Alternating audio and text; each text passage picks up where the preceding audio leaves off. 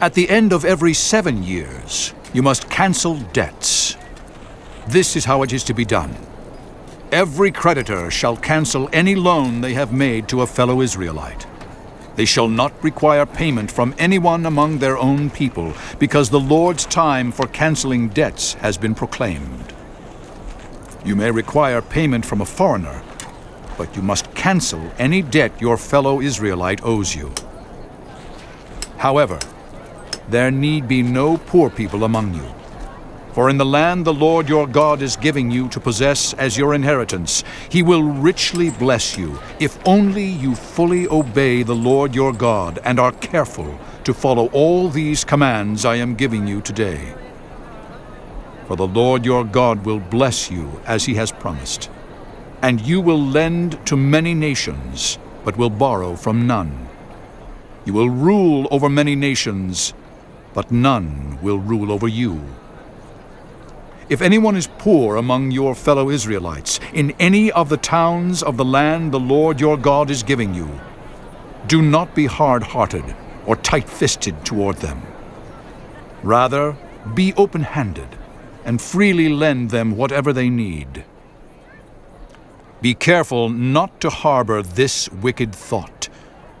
The 7th year, the year for canceling debts, is near, so that you do not show ill will toward the needy among your fellow Israelites and give them nothing. They may then appeal to the Lord against you, and you will be found guilty of sin. Give generously to them, and do so without a grudging heart. Then, because of this, the Lord your God will bless you in all your work and in everything you put your hand to.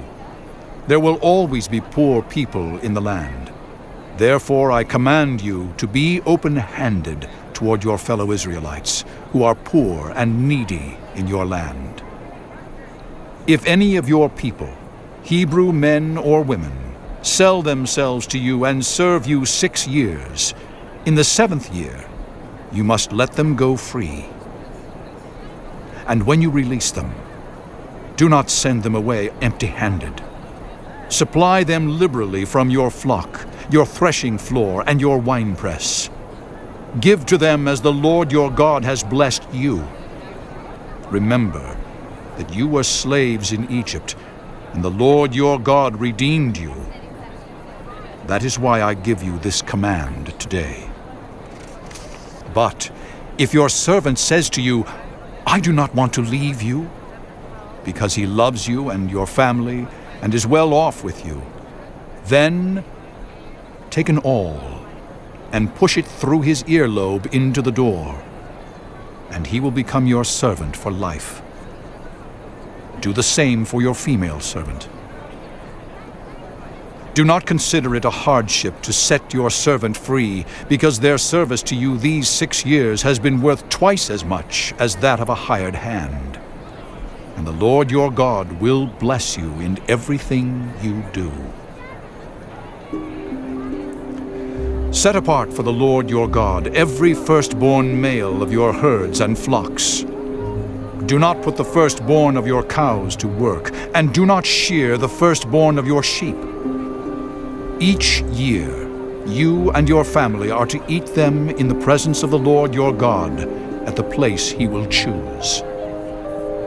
If an animal has a defect, is lame or blind, or has any serious flaw, you must not sacrifice it to the Lord your God. You are to eat it in your own towns. Both the ceremonially unclean and the clean may eat it, as if it were gazelle or deer. But you must not eat the blood. Pour it out on the ground like water.